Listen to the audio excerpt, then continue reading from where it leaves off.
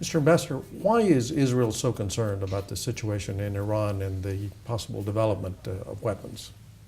Well, understand, Juan, that if Iran acquires military nuclear capabilities, not only will it be able to threaten Israel and all the nations in the Middle East, and even nations in Western Europe, with nuclear-tipped rockets. They have the rockets now that can reach Western Europe. Within a decade, those same rockets will be able to reach the eastern seaboard of the United States.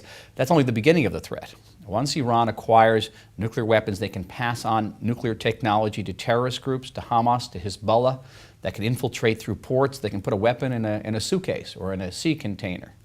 Once Iran gets the bomb, then other countries in the Middle East have already gone on record saying they're going to get a bomb. The Egyptians, the Saudis, the entire Middle East will be transformed into a nuclear tinderbox that could be set off with the tiniest spark.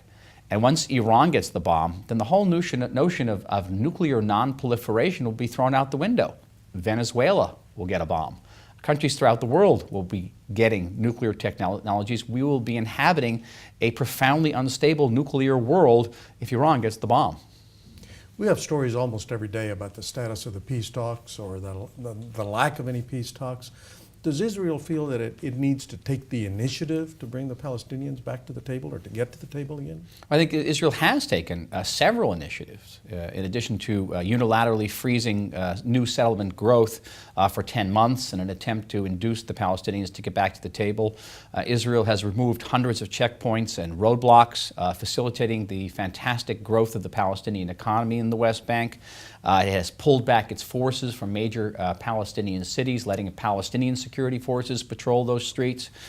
We've taken many, many gestures. We hope the Palestinians will take advantage of that flexibility and join us at the negotiating table. So far, they have not done so.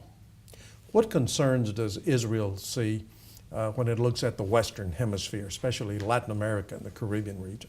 Well, we see a very aggressive Iranian penetration of Venezuela and adjoining countries, building factories. There have been even a report of building missile stations in those areas, and we fear that the Iranian influence will be spreading southward and then turning around northward, also toward the North American continent. Thank you very much, sir.